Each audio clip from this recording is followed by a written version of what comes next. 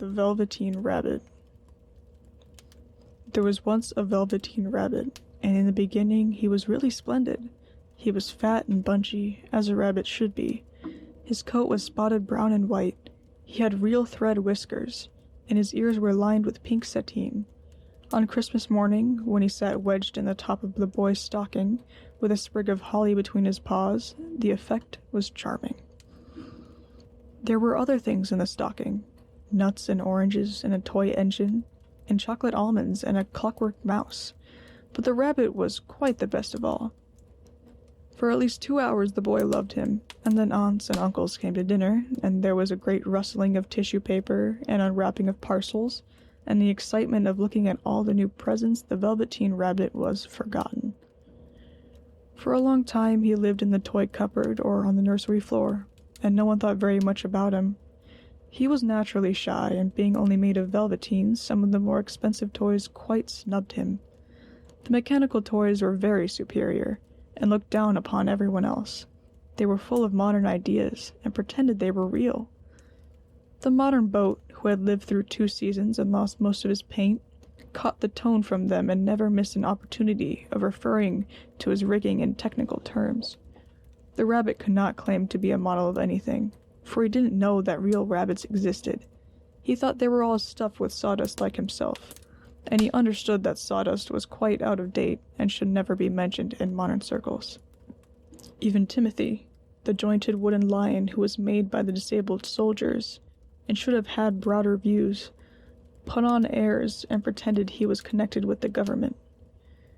Between them, all the poor little rabbit was made to feel himself very insignificant and commonplace, and the only person who was kind to him at all was the Skin Horse. The Skin Horse had lived longer in the nursery than any of the others. He was so old that his brown coat was bald in patches and showed the seams underneath, and most of the hairs in his tail had been pulled out to string bead necklaces. He was wise, for he had seen a long succession of mechanical toys arrive to boast and swagger, and by break their mainsprings and pass away. And he knew that they were only toys, and would never turn into anything else, for nursery magic is very strange and wonderful, and only those playthings that are old and wise and experienced, like the Skin Horse, understood all about it. "What is real?" asked the rabbit one day, when they were lying side by side near the nursery fender before Nana came to tidy the room. "Does it mean having things that buzz inside you and a stick-out handle?" "Real isn't how you are made," said the Skin Horse. "It's a thing that happens to you. When a child loves you for a long, long time, not just to play with, but really loves you, then you become real." "Does it hurt?" asked the rabbit. "Sometimes," said the Skin Horse, for he was always truthful. "When you are real, you don't mind being hurt." "Does it happen all at once, like being wound up?" he asked, "or bit by bit?" "It doesn't happen all at once," said the Skin Horse. "You become. It takes a long time. That's why it doesn't happen often to people who break easily or have sharp edges or have to be carefully kept. Generally, by the time you are real, most of your hair has been loved off, your eyes drop out, and you get loose in the joints and very shabby. But these things don't matter at all, because once you are real, you can't be ugly, except to those who don't understand." "I suppose you are real," said the rabbit, and then he wished he had not said it, for he thought the Skin Horse might be sensitive, but the Skin Horse only smiled. "The boy's uncle made me real," he said. "That was a great many years ago, but once you are real, you can't become unreal again. It lasts for always." The rabbit sighed. He thought it would be a long time before this magic called real happened to him. He longed to become real, to know what it felt like, and yet the idea of going shabby and losing his eyes and whiskers was rather sad. He wished that he could become it without these uncomfortable things happening to him. There was a person called Nana who ruled the nursery. Sometimes she took no notice of the playthings lying about, and sometimes, for no reason whatsoever, she went swooping about like a great wind and hustled them away in cupboards. She called this tidying up, and the playthings hated it. especially the tin ones. The rabbit didn't mind it so much, for wherever he was thrown, he came down soft. One evening, when the boy was going to bed, he couldn't find the china dog that he always slept with.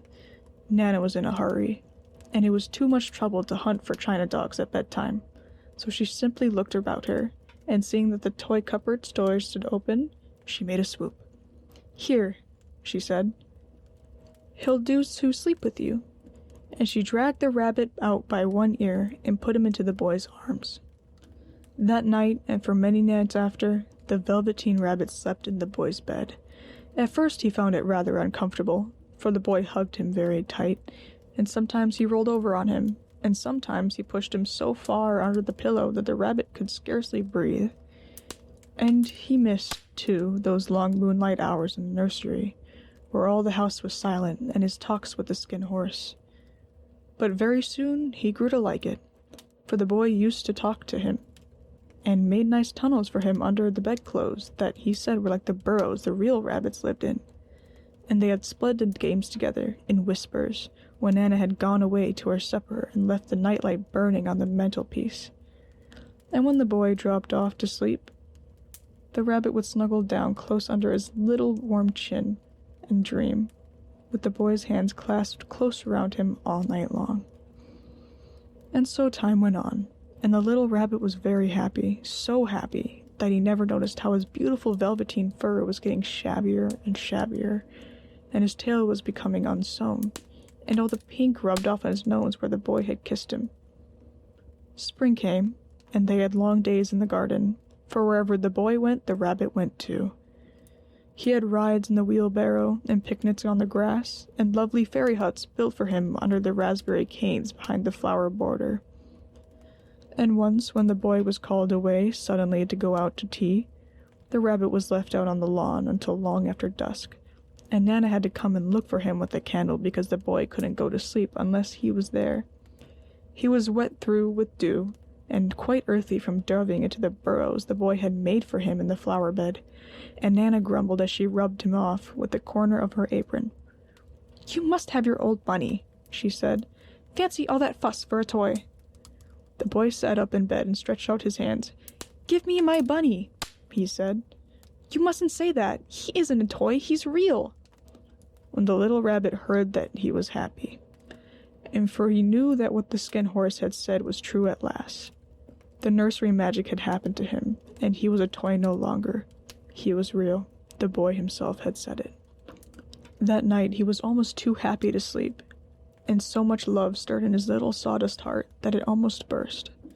And into his boot-button eyes that had long ago lost their polish, there came a look of wisdom and beauty, so that even Nana noticed it next morning when she picked him up and said, "I declare if that old bunny hasn't got quite a knowing expression." That was a wonderful summer. Near the house where they lived was a wood, and in the long June evenings the boy liked to go there after tea to play. He took the Velveteen rabbit with him, and before he wandered off to pick flowers or play at the brigands among the trees, he always made the rabbit a little nest somewhere among the bracken, where he would be quite cozy, for he was a kind-hearted little boy, and he liked Rabbit to be comfortable. One evening, while the rabbit was lying there alone, watching the ants that ran to and fro between his velvet paws in the grass, he saw two strange beings creep out of tall bracken near him. They were rabbits like himself, but quite furry and brand new. They must have been very well made, for their seams didn't show at all, and they changed shape in a queer way when they moved. One minute they were long and thin, and the next minute fat and bunchy, instead of always staying the same like he did. Their feet patted softly on the ground, and they crept quite close to him, twitching their noses, while the rabbit stared hard to see which side the clockwork stuck out, for he knew that people who jump generally have something to wind them up. But he couldn't see it. They were evidently a new kind of rabbit altogether. They stared at him, and the little rabbit stared back, and all the time their nose twitches. "Why don't you give up and play with us?" one of them asked. "I don't feel like it," said the rabbit, for he didn't want to explain that he had no clockwork. "Ho!" said the furry rabbit. "It's as easy as anything," and he gave a big hop sideways and stood on his hind legs. "I don't believe you can," he said. "I can," said the little rabbit. I can jump higher than anything." He meant when the boy threw him, but of course he didn't want to say so. "Can you hop on your hind legs?" asked the furry rabbit. That was a dreadful question, for the Velveteen rabbit had no hind legs at all. The back of him was made all in one piece, like a pincushion. He sat still in the bracken and hoped that the other rabbits wouldn't notice. "I don't want to," he said again. But the wild rabbits had very sharp eyes, and this one stretched out his neck and looked. "He hasn't got any hind legs," he called out. "Fancy a rabbit without any hind legs," and he began to laugh. "I have," cried the little rabbit. "I have hind legs. I'm sitting on them." "Then stretch them out and show me, like this," said the wild rabbit, and he began to roll around and dance, till the little rabbit got quite dizzy. "I don't like dancing," he said. "I'd rather sit still." But all the while he was longing to dance, for a funny new tickly feeling ran through him, and he felt he would give anything in the world to be able to jump about like these rabbits did. The strange rabbit stopped dancing, and came quite close. He came so close this time that his long whiskers brushed the Velveteen rabbit's ear, and then he wrinkled his nose suddenly, and flattened his ears and jumped backwards.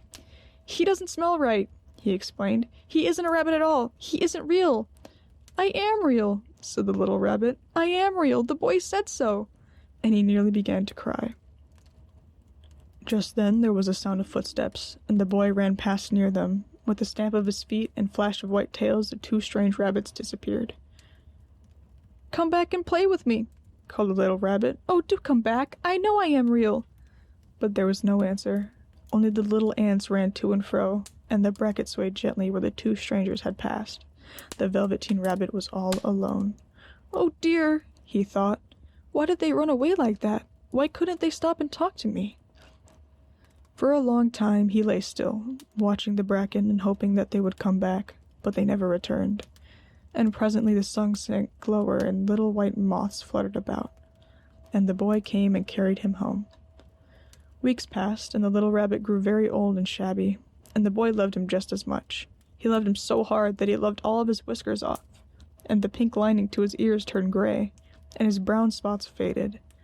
He even began to lose his shape, and he scarcely looked like a rabbit anymore, except to the boy. To him, he was always beautiful, and that was all the little rabbit cared about. He didn't mind how he looked to other people, because the nursery magic had made him real, and when you are real, shabbiness doesn't matter. And then one day, the boy was ill. His face grew very flushed, and he talked in his sleep, and his little body was so hot that it burned the rabbit when he held him close. Strange people came and went in the nursery, and a light burned all night, and through it all the Velveteen rabbit lay there, hidden from sight under the bedclothes, and he never stirred, for he was afraid that if they found him someone might take him away, and he knew that the boy needed him. It was a long, weary time, for the boy was too ill to play, and the little rabbit found it rather dull with nothing to do all day long. But he snuggled down patiently, and looked forward to the time when the boy should be well again, and they would go out in the garden amongst the flowers and the butterflies, and play splendid games in the raspberry thicket like they used to. All sorts of delightful things he planned, and while the boy lay half asleep, he crept up close to the pillow and whispered them in his ear. And presently the fever that turned, and the boy got better. He was able to sit up in bed and look at picture books, while the little rabbit cuddled close at his side, and one day they let him get up and dress. It was a bright sunny morning, and the windows stood wide open. They had carried the boy out on the balcony, wrapped him in a shawl, and the little rabbit lay tangled up among the bedclothes, thinking. The boy was going to the seaside tomorrow. Everything was arranged, and now it only remained to carry out the doctor's orders. They talked about it all, while the little rabbit lay under the bedclothes with just his head peeping out, and listened. The room was to be disinfected, and all the books and toys that the boy had played with in bed must be burnt. "Hurrah!" thought the little rabbit. "Tomorrow we shall go to the seaside." For the boy had often talked of the seaside, and he wanted very much to see the big waves coming in, and the tiny crabs, and the sandcastles.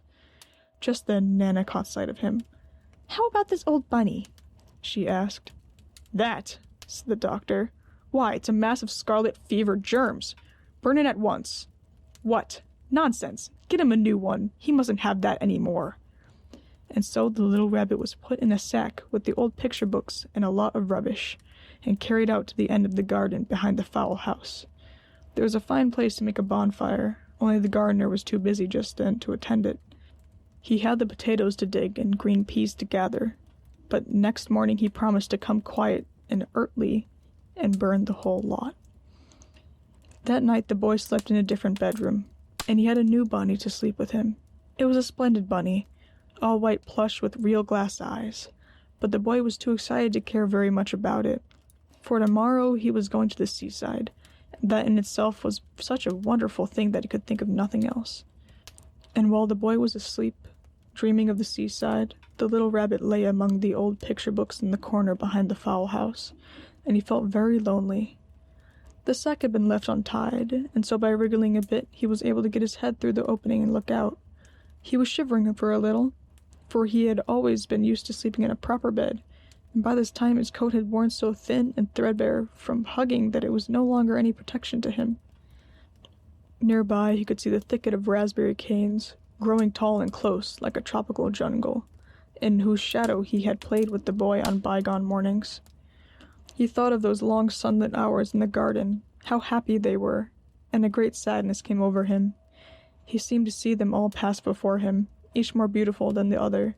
The fairy huts in the flower bed, the quiet evenings in the wood when he would lay in the bracken and the little ants ran over his paws. The wonderful day when he first knew that he was real.